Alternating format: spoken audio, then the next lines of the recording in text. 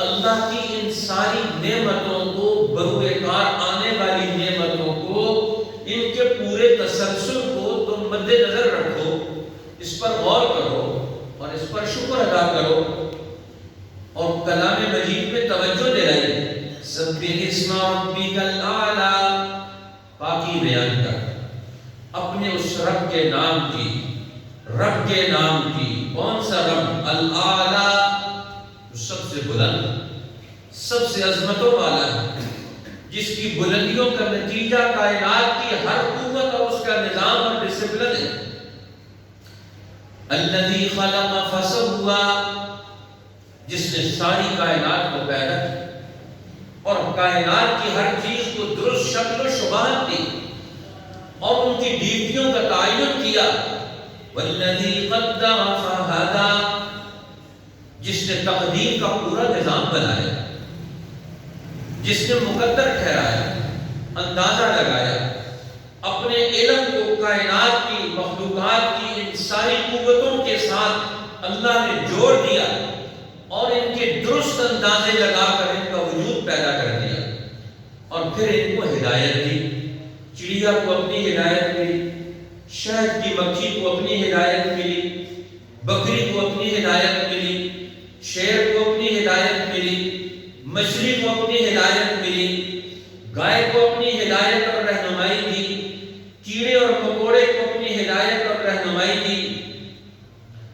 والذی قدر فہدی، ہر چیز کو اللہ نے اپنے اپنے ماحول میں پیدا کر دکھایا، اس کا اندازہ درست کیا، اور ہر کائناتی ڈھانچے کو، اس زمینی ڈھانچے کی پیداوار کے اندر اللہ نے قوتوں کو بروئے کار لا کر ان کو پوری ہدایت اور رہنمائی دے دی۔ یہ ساری کائنات، یہ پورا ڈھانچہ کائناتی نظام کا، یہ ایک بڑے طاقتور ذات القاہر المقتدر، اس کے علم اور رہنمائی اور اس کے حکم کے تحت وجود میں آیا۔ یہ خود بخود نہیں وجود میں آ گیا، اللہ نے اسے پیدا کیا اور ایک مقصد کے تحت پیدا کیا۔ یہ بیکار ڈھانچہ نہیں ہے زمین و آسمان کا۔ ما خلقنا السماء والارض وما بینہما باطلا، ہم نے یہ آسمان، یہ زمین اور اس کے درمیان کی مخلوق کو باطل، عبث اور بیکار نہیں پیدا کیا، یہ ایک مقصد ہے۔ اس لیے حضور نے فرمایا کسی آدمی کو اس کی اجازت نہیں دی جا سکتی، فرمایا لا تتخذوا فیہ الروح غرضا، جس چیز کے اندر روح موجود ہے اس کو نشانہ بازی کے لیے مت استعمال کرو۔ اس کی حیثیت کا تعین کر دیا حضور علیہ السلام نے آ کر۔ اس لیے محمد الرسول اللہ صلی اللہ علیہ وسلم سارے نبیوں کے نبی بن کر، امام بن کر، جامع الانبیاء بن کر، فرد کامل بن کر، یہ اسلام دین کامل بن کر، یہ شریعت کاملہ بن کر، یہ اسلام دین رحمت بن کر آیا۔ اس نے کائنات کی ساری چیزوں کی حیثیتوں پر تعین کر ڈالا۔ اللہ کے پیغمبر کامل رہنمائی دے رہے ہیں، فرمایا لا تتخذوا فیہ الروح غرضا، جس میں روح موجود ہے اسے نشانہ بازی کے لیے مت استعمال کرو، اس سے تو چیز ضائع ہوگی، یہ وسائل ضائع ہوں گے۔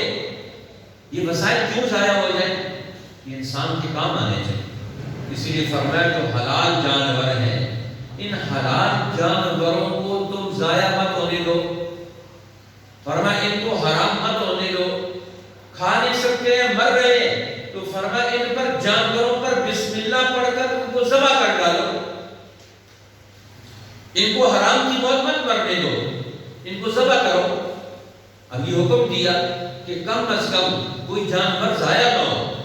اب پھر انسانی زندگی کے مختلف احوال، مختلف حالات ہیں، مختلف حیثیات ہیں۔ اب اللہ جل جلالہ نے نبوت اور شریعت دے کر انسانی زندگی کے احوال کو، اس کے تصرفات کو، اس کے تغیرات کو ایک قانون میں منضبط کر دیا۔ وہ قانون کون سا ہے؟ وہ کائنات کی قانون ہے، قانون فطر، انسانی زندگی کی بقا کا قانون، انسانی زندگی کی ترقی کا قانون۔ اللہ نے اپنے پیغمبر کو وحی دے کر بھیجا۔ اب اس وحی نے، اس علم نے انسانی زندگی کا مطالعہ کروایا، کائنات کا مطالعہ کروایا، اور اس علم کی بنیاد پر کئی قسم کے علوم وجود میں آئے۔ اب قرآن نے اشارے کیے، رہنمائی دی، ان اشاروں کو، رہنمائیوں کو سمجھ کر ہر دور کے اہل علم نے اپنی عقل کا، اپنے دماغ کا، اپنی ذہنی اور قلبی قوتوں اور صلاحیتوں کا انہوں نے صحیح طریقے سے اسے کھنگال کر، اسے متوجہ کر کے ان علوم کو منضبط کیا، ان کو علم کا، قانون کا، دستور کا درجہ دیا، اور پھر اس سے انسانوں نے رہنمائی لی۔ اب یہ انسان، یہ کائنات کی ترقی کا یہ ضامن بن کر یہ ترقی کب کرے گا؟ یہ کائنات کی ہر چیز کے صحیح استعمال کو جانے گا۔ اب آغاز اسی سے ہوا، اس لیے مفسرین فرماتے ہیں کہ اللہ جل جلالہ نے آدم علیہ السلام کو پیدا کیا تو ان کو سب سے پہلا علم کون سا دیا؟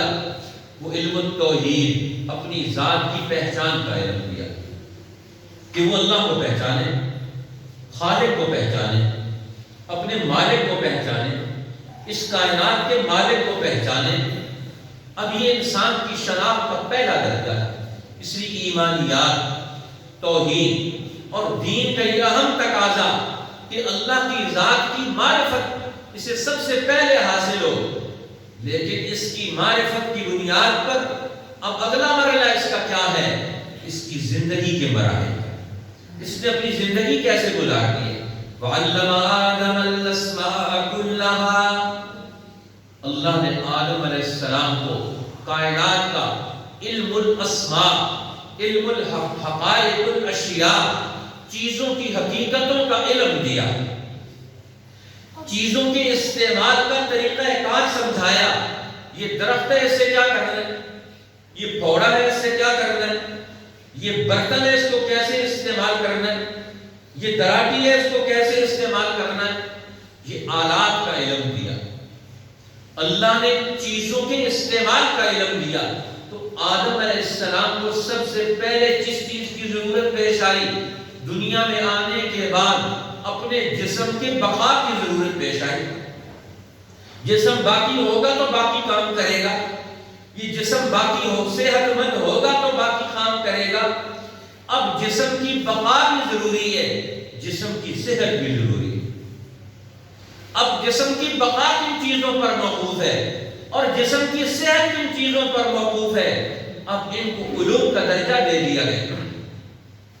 اب لوگ کہیں کہ ہم اس کائنات کے اندر کوئی غور ہی نہیں کریں گے، ہم اپنی صحت کے لیے کوئی کام ہی نہیں کریں گے۔ اب انسان غلے اور اناج کے ڈھیر لگائے گا کیونکہ یہ زندگی کی ضرورت، یہ کنویں کھودے گا، یہ اس کی زندگی کی ضرورت پانی کے ساتھ جڑی ہوئی ہے، یہ درخت اور غلے اور اناج اگائے گا، باغات لگائے گا۔